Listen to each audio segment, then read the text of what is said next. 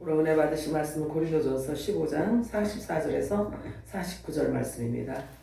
육의 몸으로 심고 신령한 몸으로 다시 살아나나니 육의 몸이 있은즉 또 영의 몸도 있느니라. 기록된 바 첫사람 아담은 생명이 되었다 함과 같이 마지막 아담은 살려주는 영이 되었나니 그러나 먼저는 신령한 사람이 아니요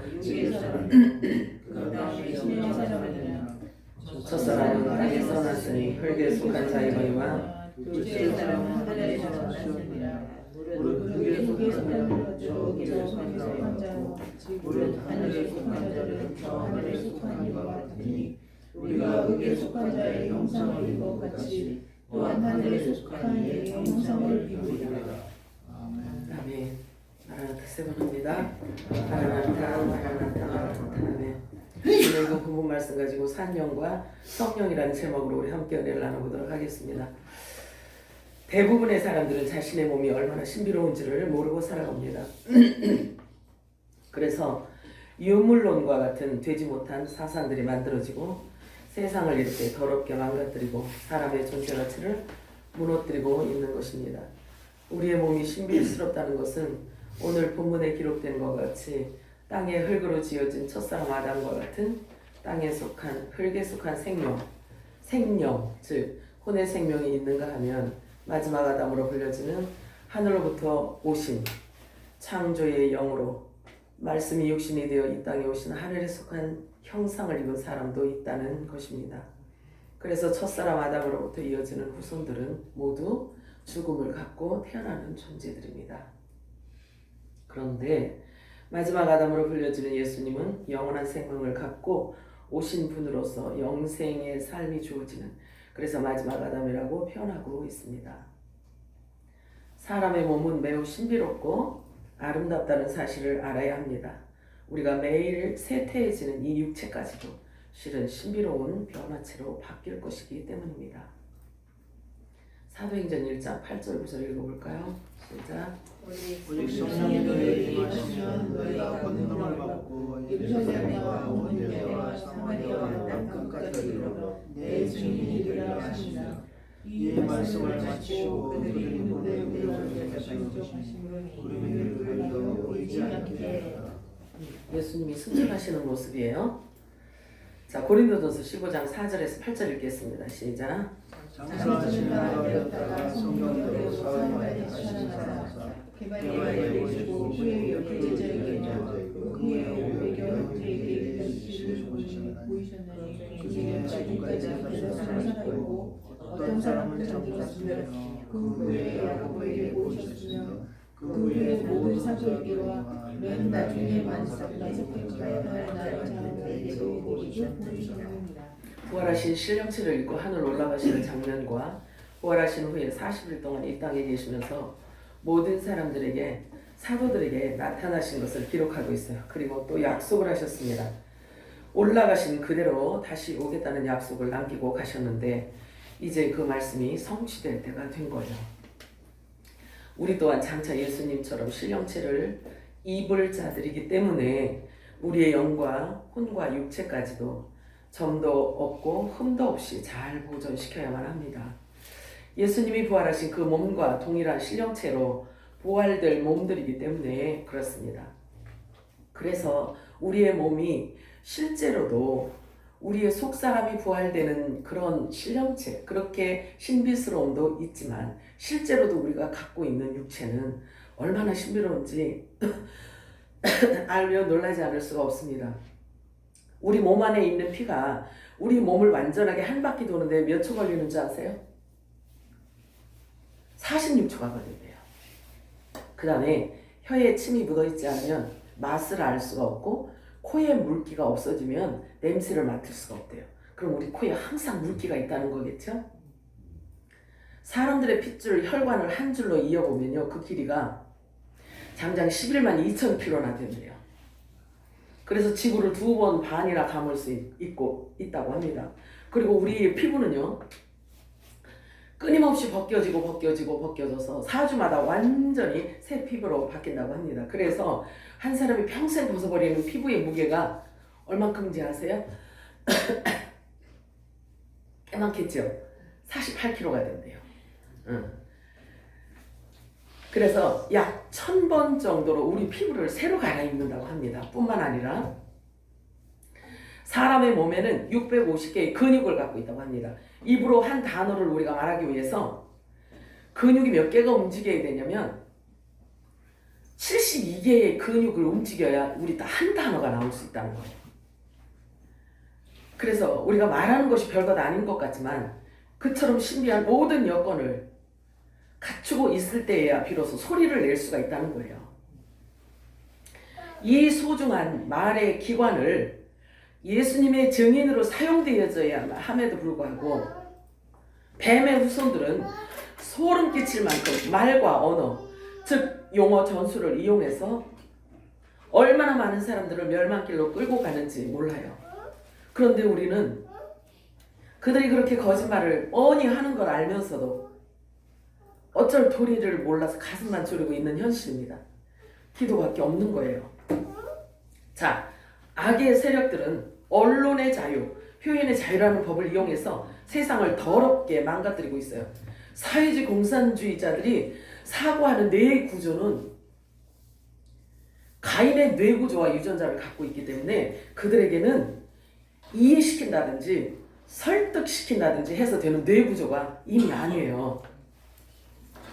왜냐하면 그들의 사고는 유물론적 사상을 갖고 있기 때문에 그들이 왜 세상을 이렇게 더럽게 만드냐면 사람의 육체를 하나의 물질로, 하나의 고기 덩어리로 생각하고 죽으면 끝이라고 생각하기 때문에 아무 것에도 거리낌 없이 그들은 행동하고 있다는 거예요. 그래서 그들의 에너지는 얼마나 강력한지 정상적인 건강한 뇌를 갖고 있는 사람조차도 그 에너지에 빨려 들어가고 있다는 거예요. 우리가 정신을 차리고 깨어있지 않으면 도무지 어떤 말로 어떤 미혹에 빠지게 될지 모르는 현실에 우리가 지금 살고 있는 거예요. 우리가 시선을 어디에 두고 어디에 집중하느냐는 너무나 중요한 일이 아닐 수가 없습니다. 악인의 큰 소리로, 큰 목소리로 정상인의 사고와 생각을 더럽게 만들어가고 있기 때문에 그렇습니다. 우리가 반드시 깨어 정신을 차리고 말씀을 붙들어야만 합니다. 창세기 1장에서 6째 날에 창조된 남자는 자카르라는 단어를 사용하고 있어요. 그런데 사람, 남자라는 뜻인데요. 원래 이 원문에 이 자카르라는 단어의 뜻이 무엇을 의미하냐면요. 동물의 가장 두드러진 성을 갖고 있는 수컷이라고 표현을 해요. 그러면 동물과 동일한 단어를 사용하고 있다는 거예요. 영어로는 신체 또는 육체라는 피지컬이라고 하는 단어를 사용하는데요. 하나님을 전혀 모르는 6째 날에 지음받은 네피림과 같은 부류의 남자와 여자를 일컬어서 하는 말이에요. 표현하고 있어요. 지혜자가 쓴 잠언서에서는요. 이런 자들을 일컬어 아예 짐승이라고 표현하고 있어요. 하지만 창조 3째 날에 지음을 받은 첫사람 아담은 그의 몸 안에는 하나님의 말씀이 들어가 있어요. 그래서 살아있는 혼의 생명, 즉 산 영의 생명으로 탄생되는 것을 우리가 말씀을 통해서 볼 수가 있습니다. 그러나 그는 영의 생명이 아니에요. 첫사람 아담은 영의 생명이 아니기 때문에 죄에 노출되어 있어요. 그래서 뱀의 미혹에 넘어갈 수 있는 자였단 말이에요. 처음부터. 그래서 성경을 자세히 우리가 살펴보면 알 수가 있어요.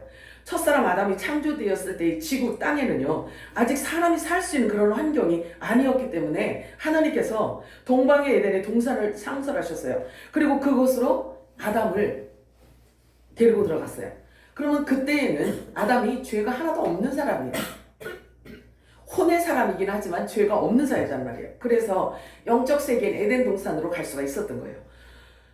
물론 죄가 없는 상태였기 때문에 에덴 동산에 들어갈 수가 있었어요. 이거는 제가 이 말씀을 여러분들에게 드리는 것은 이제 성경을 우리가 더 깊게 그리고 하나님께서 우리들에게 이제 계시를 해 주시기 때문에 이렇게 깊이 있는 대화를 할 수 있는 여러분들의 영적 수준이라서 제가 말씀을 드리는 거예요.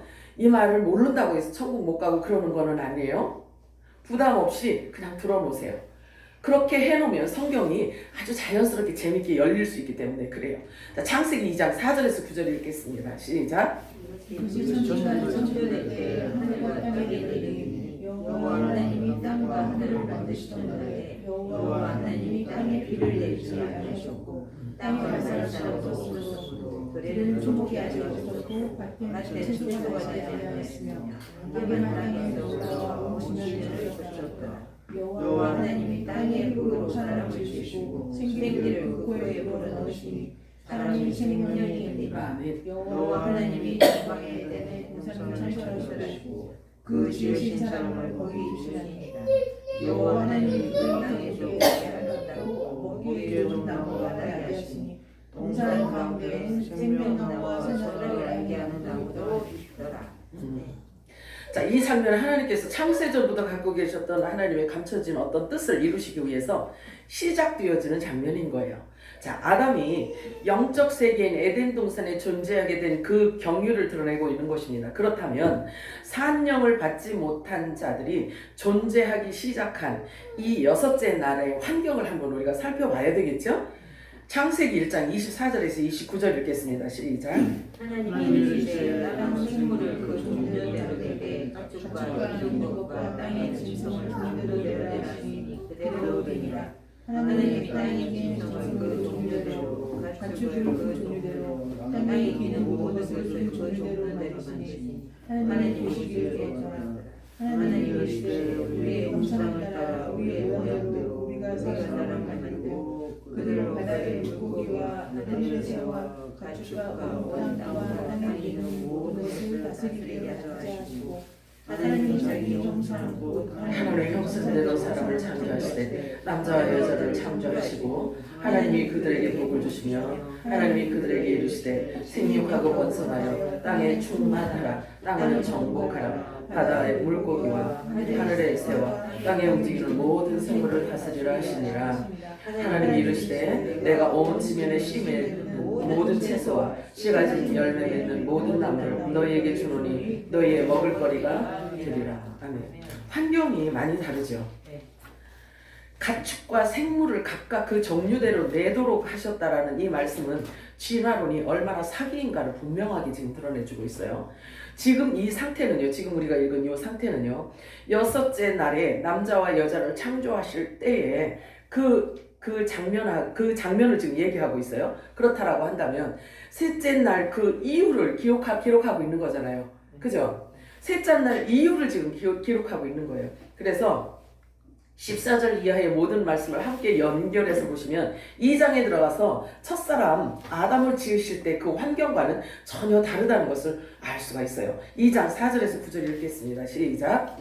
이것이 우리가 창조할 때 하늘과 땅의 내력이니 여호와 하나님이 땅과 하늘을 만드시던 날에 여호와 하나님이 땅에 비를 내리지 아니하셨고 땅을 갈 사람도 없었으므로 들에는 초목이 아직 없었고 밭에는 채소가 나지 아니하였으며 안개만 땅에서 올라와 온 지면을 적셨더라. 여호와 하나님이 땅의 흙으로 사람을 지으시고 생기를 그 코에 불어넣으시니 사람이 생명이 된지라. 자 보세요. 이 여섯째 날에 남자와 여자를 지을 때와 또 첫사람 아담을 지을 때 생명을 넣어주고 하나님의 말씀을 넣어준 이 아담이 지어졌을 때의 환경이 전혀 다르잖아요. 다른 게 보이나요? 네. 인정하셔야 돼요. 이렇게 보이잖아요. 틀리다는 거, 다르다는 것이 보이잖아요. 창세기 1장 9절 10절 읽어볼까요? 시작. 하나님이 이르시되 천해물의 한 곳으로 모이고 묻이 드러나라 하시니 그대로 되니라. 하나님이 묻을 땅이라 부르시고 모인 물을 바다라 부르시니 하나님이 보시기에 좋았더라. 네, 여기에서 묻이 드러나라고 했어요. 그러니까 땅이 드러났어요. 물에서 흙이 올라왔어요. 그래서 그 이름을 하나님께서 땅이라고 이름을 지어준 거예요. 땅, 흙을 갖고 있는 땅. 이렇게 물에서 막 올라온 물세례 받은 정결한 흙으로 하나님께서 첫사람 아담을 지으신 거예요. 자, 그러면 창세기 1장에서 이렇게 만들어진 창조의 내력을 2장에 가서는 더 디테일하게 기록해서 우리들에게 가르쳐주고 있는 거예요. 그렇다면 1장이 없이는 2장을 알 수가 없어요. 2장이 없이는 1장을 풀 수가 없어요. 드디어 하나님이 감춰졌던 계획들을 드러내기 시작한 장면입니다. 그런데 에덴 동산을 왜 영적 세계라고 제가 말씀을 드리냐면 이 지구 땅에는 그 어디에도 생명나무나 선악을 알게 하는 나무가 존재하지 않기 때문에 그런 거예요. 그리고 아담은 그 영적 세계에서 죄를 졌어요. 그래서 죄를 지은 그대로 이 지구 땅에 쫓겨났단 말이에요. 그래서 쫓겨난 그 몸을 일컬어서 혈과 육이라고 하는 거예요. 그래서 성경에서 쭉 보면은 혈과 육으로는 천국에 갈 수 없다는 것을 얘기하고 있는 거죠. 자, 그래서 혈과 육으로 이 지구 땅으로 쫓겨났기 때문에 천국을 모형하고 있는 이 에덴 동산에서는 자기 스스로는 절대로 이 천국을 들어갈 수가 없는 거예요. 그리고 아담은 혈과 육으로 나왔기 때문에 그가 낳은 첫 아들이 바로 뱀의 후손이 되는 거예요. 그래서 뱀의 후손이며 악한 자에게 속한 살인자, 또 거짓의 아비가 되는 것을 예수님께서 말씀해 주심으로 에덴 동산의 비밀이 풀리는 거예요. 예수님께서 이렇게 말씀해 주시지 않으면 가인이 뱀의 후손이라는 것을 우리가 알 수가 없어요. 요한복음 8장 44절에 볼까요? 시작. 너희는 너희 아비 마귀에서 샀으니 너희 아비의 욕심을 너희도 행하고자 합니다. 그는 처음부터 살인자이자 진리가 그 속에 없으므로 진리의 선지 못하고 거짓을 말할 때마다 제 것으로 말하나니 이는 그가 거짓말 되며 거짓의 아비가 되었습니다. 네. 그리고 세상 이제 성경 인물 중에 그 누구보다도 영적 세계를 굉장히 깊이 다룬 사도가 있어요. 사도 요한은요, 가인에 대해서 뭐라고 표현하냐면 이렇게 설명하고 있어요. 요한일서 3장 12절 읽어볼까요? 시작.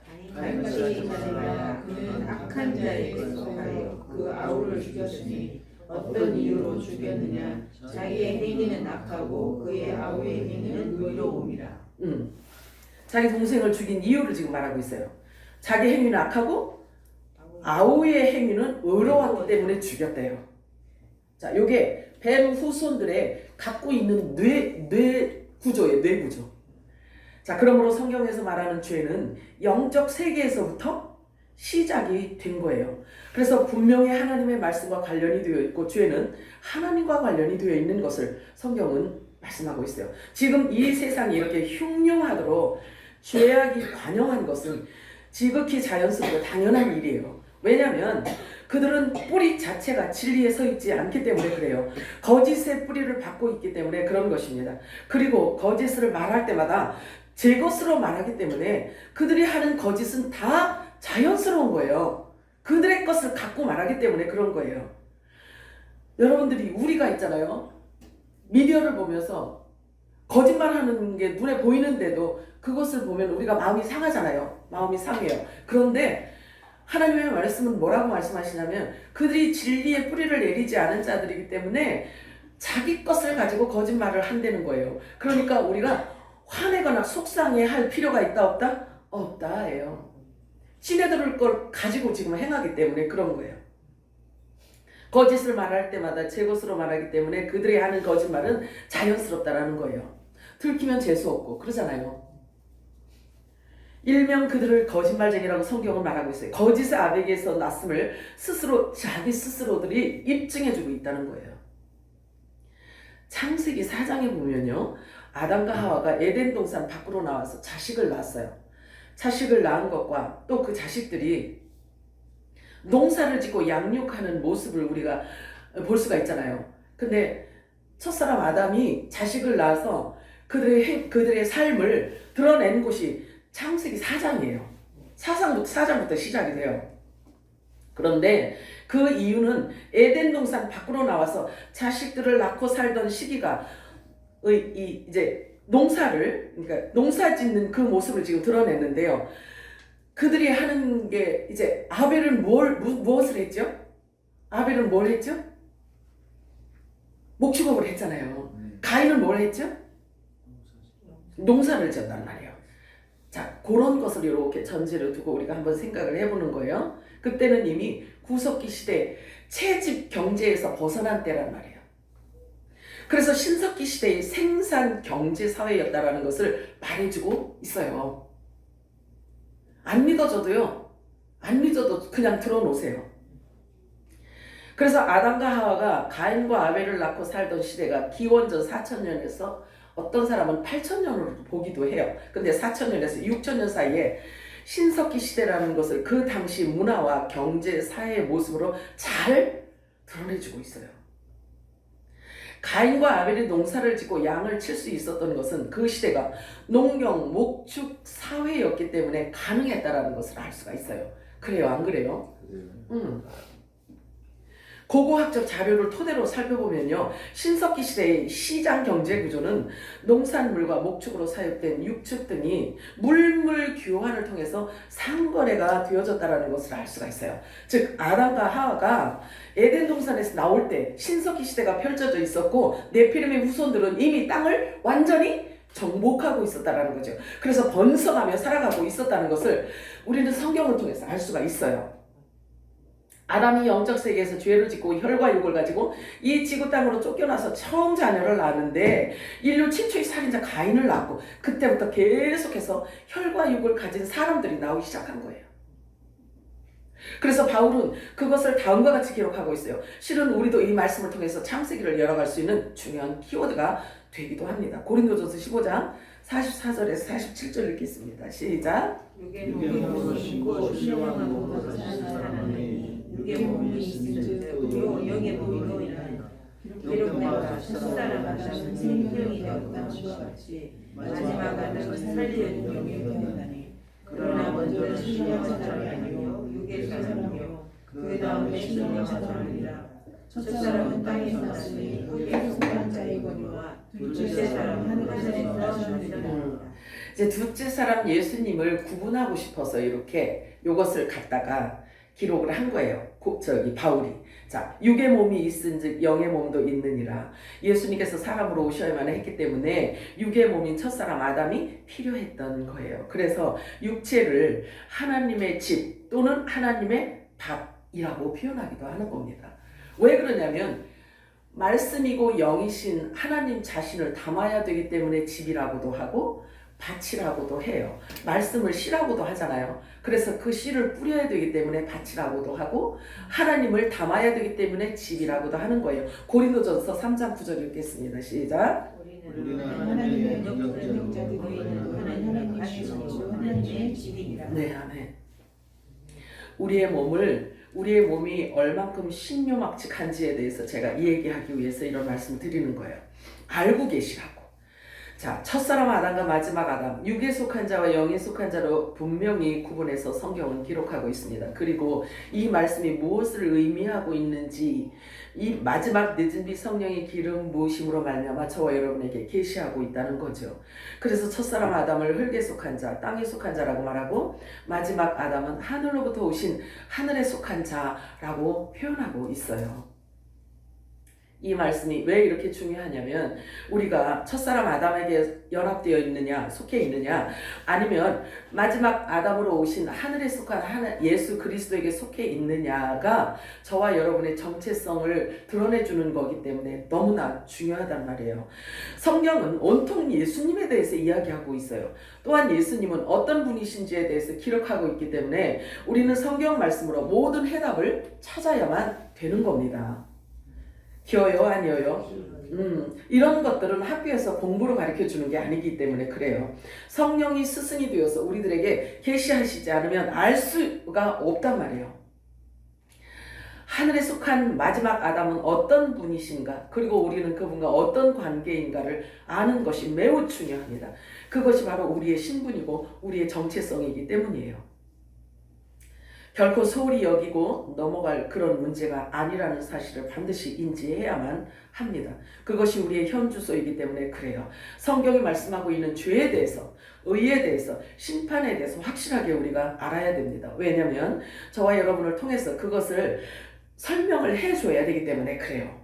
어두운 세상에 그것을 우리가 우리의 입을 통해서 성령의 손과 발이 되어서 이것을 말해줘야 하기 때문에 그렇습니다. 그렇다면 죄에 대해서, 의에 대해서, 심판에 대해서 저와 여러분에게서는 이 모든 것들이 이미 다 해결되고 하나님께서 해결된 상태여야만 우리가 예수 그리스도의 증인이 될 수가 있잖아요. 그죠? 그렇게 우리를 하기 위해서 성령께서 지금 계시하셔서 하나님의 말씀의 깊이를 알게 하신다는 거죠. 자, 니고데모에게는요, 예수님께서 뭐라고 말씀하시냐면 물과 성령으로 거듭나지 않으면 하나님 나라에 갈 수 없다고까지 이제 예수님께서 말씀을 하셨어요. 그러면 물과 성령으로 반드시 거듭나야만 천국에 갈 수 있다는 결론 아니겠어요? 네. 그죠?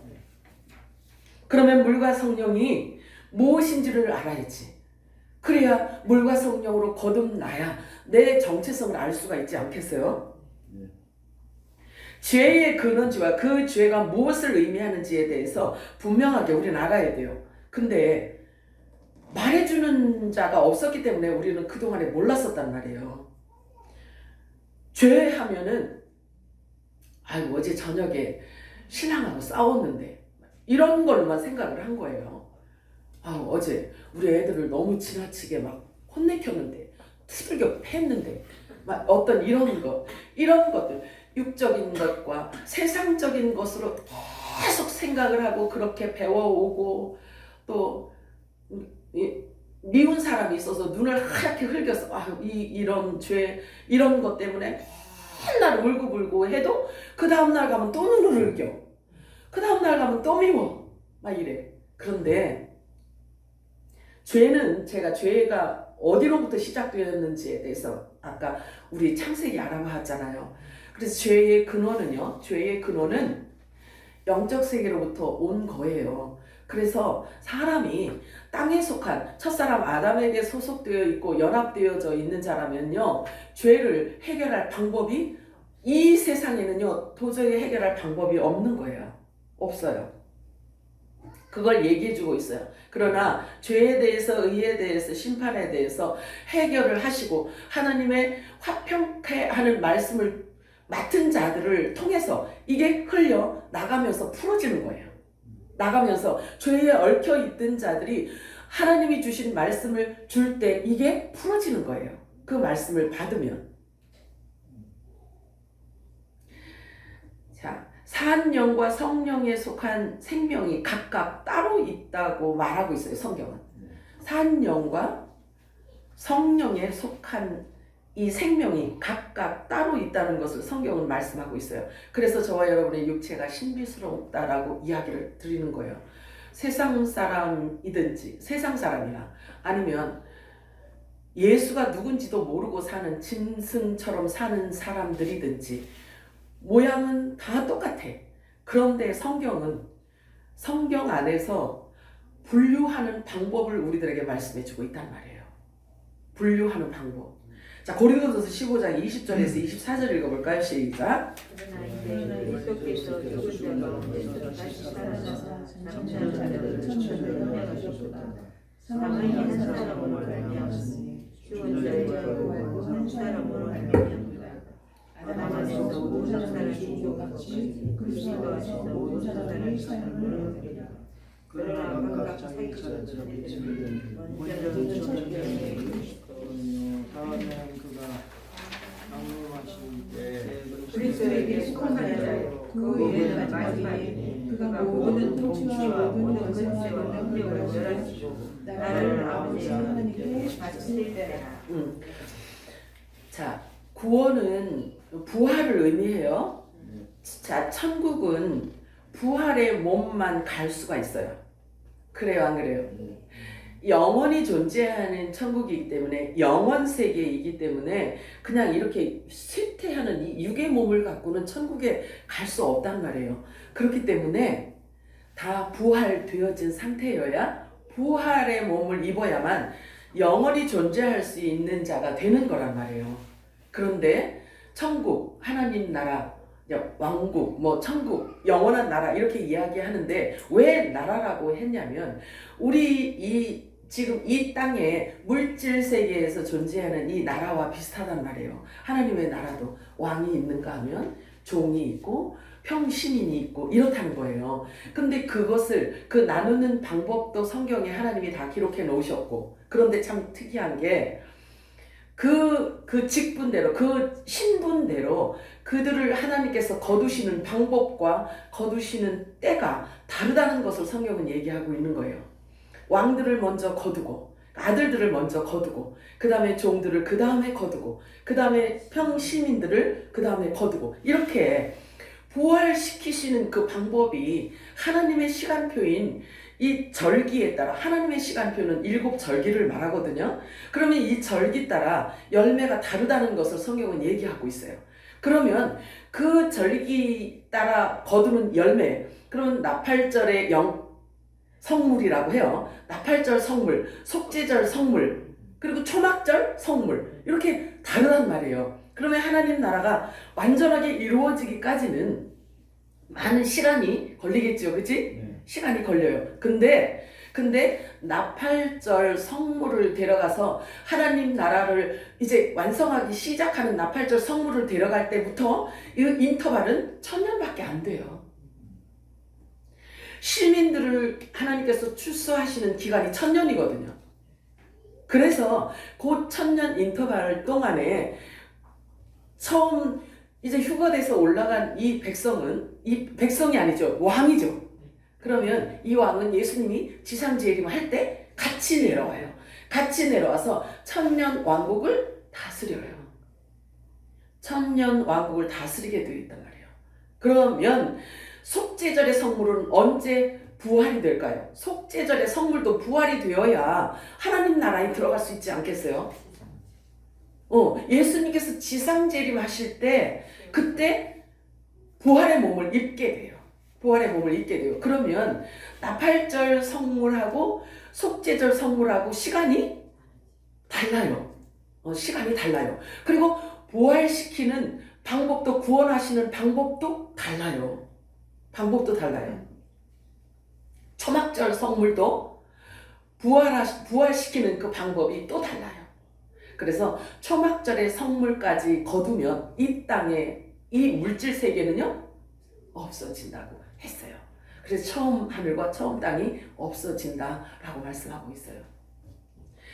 자, 그렇기 때문에 이렇게 하나님이 거두시는 방법도 다르고 거두시는 이제 시제도 다르기 때문에 성경에는 그것을 무엇으로 표현을 해주고 있냐면 그물을 던지는 자가 있고요. 그래서 사람을 낚는 어부가 있어야 되고 그 다음에 그물에 잡히는 물고기가 있다라고 표현해주고 있는 거예요. 그래서 그 물고기 중에도 좋은 고기가 있고 나쁜 고기가 있어서 각각 골라낸대요. 각각 분류한대요. 그렇게 그 모든 것들을 예수님께서 말씀해 주셨단 말이에요. 그래서 이 말씀을 창세기의 말씀을 가져다가 우리가 인용을 하면요. 어떤 말씀으로 인용할 수 있냐면 빛과 어두움으로 인용할 수가 있어요. 그리고 낮과 밤으로 구분할 수가 있어요. 그래서 바울이 이 말씀을 인용해서 뭐라고 표현하냐면 빛의 아들들이고 낮의 아들들이며 밤의 어둠의 아들들로 구분해 놓고 있어요. 데살로니가전서 5장 5절에서 8절 시작. 너희는 다 빛의 아들이요 낮의 아들이라 우리가 밤이나 어둠에 속하지 아니하니 그러므로 우리는 다른 이들과 같이 자지 말고 오직 깨어 정신을 차리라. 자는 자들은 밤에 자고 취한 자들은 밤에 자되 우리는 낮에 속하였으니 정신을 차리고 믿음과 사랑의 오시며 그치고 구원의 소망의 투구를 숫자. 이 말씀을 육신적인 문자적인 것으로 보게 되면 뭐라고 얘기하냐면 자지 말고 깨어서 정신을 차리고 있으래요. 그러면 저녁에 잠도 안 자고 밤에 잠도 자지 말고 우리 보고 깨어 있으라고 하는 이런 말로 이 문자적인 것으로 보면 그럴 수밖에 없어요. 그렇다면 이 안에 영적인 의미를 하나님이 담고 있다는 거죠. 그죠? 그러면 자지 말고 오직 정신을 차리고 있으라라고 이렇게 이야기를 하네요. 그리고 뭐라 그래요? 자는 자는 밤에 자고. 자, 그러면 이런 문자적인 것만으로 이야기를 해야 된다라고 고집하시는 분들에게는 이것을 어떻게 표현해 줘야 되겠어요? 이걸 어떻게 설명을 할 수가 있을까요?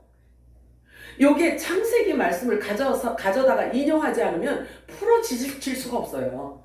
풀어질 수가 없단 말이에요. 그래서 성경을 알파와 오메가로 하나님께서 지금 계시하시는 이유는 뭘 얘기하냐면 이 말씀, 기록되어져 있는 이 모든 말씀이 다 아버지의 생각을 품고 있다는 것을 우리들에게 계시하기 위해서예요. 그렇기 때문에 하나님의 말씀 듣고 그 말씀대로 순종하며 사는 자를 일컬어 하나님과 동행하는 자라고 표현을 해요. 그러면 잠도 자지 말고 말씀만 붙들고 있어야 되는가요? 그거가 아니라는 거 아시죠? 자, 바울은 본문을 통해서 첫사람 아담과 마지막 아담으로 구별하고 있는데요. 그 기준은 뭐냐면 부활이에요.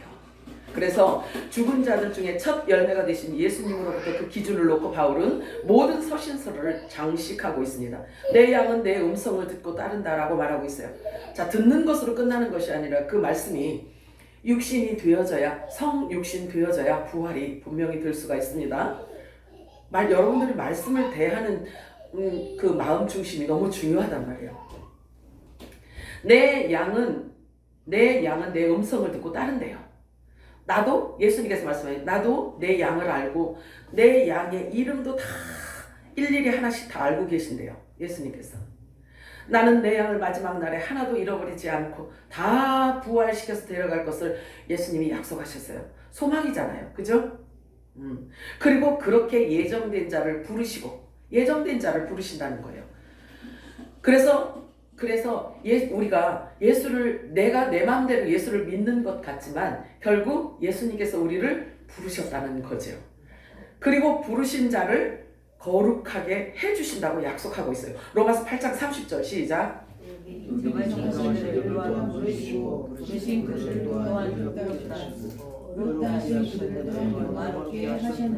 이 말씀이 여러분들이 육신이 되어져야 돼요. 그래야 사람들하고 대화를 할 때 나의 정체성에 맞는 언어를 사용할 수가 있기 때문에 그래요. 내가 어떤 거를 내가 착하고 내가 뭐 사람들에게 좋은 일을 많이 해서 내가 구원받은 게 아니라 나는 본래 하나님의 소유였다라는 것을 우리의 정체성을 우리가 갖고 있어야 답변을 할 수가 있단 말이에요. 데살로니가전서 5장 23절 시작.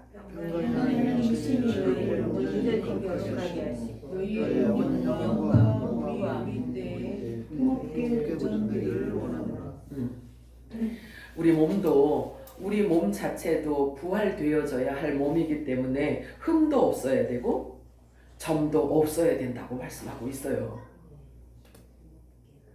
너희가 나를 택한 것이 아니라 내가 너희를 택하였다고 말씀하십니다.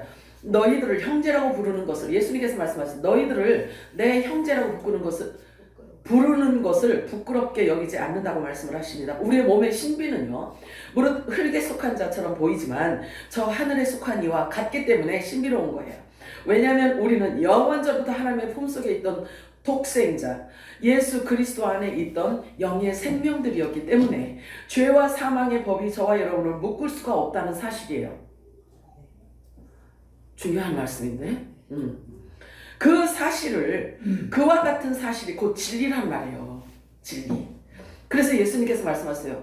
너희가 진리를 알지니 진리가 너희를 자유케 하리라고 말씀하셨단 말이에요. 그래서 그 진리를 아는 자가 바로 자유를 얻게 되고 그 다음에 하나님의 아들이라 일컬음을 받게 되는 겁니다. 그 사실을 성령께서 친히 증거해 주신다고까지 말씀을 하세요. 로마서 8장 16절 읽어볼까요? 시작. 성령이 친히 우리의 영과 더불어 우리가 하나님의 자녀인 것을 증언하시나니. 아멘. 아멘이죠? 고린도서 15장 48절 49절 읽겠습니다. 시작. 흙에 속한 자들은 저 흙에 속한 자와 같고 하늘에 속한 자들은 저 하늘에 속한 자와 같으니 우리가 흙에 속한 자의 형상을 입은 것 같이 또한 하늘에 속한 자의 형상을. 아멘이에요? 신나죠. 이거보다 더 큰 소망이 어디 있겠습니까? 우리의 몸은 저 첫사람 아담에게 속하여서 첫사람 아담처럼 우리가 이렇게 형상을 갖고 있지만 우리 안에 속사람은 죄와 상관없는 자로 하나님께서 빚으셨다는 거.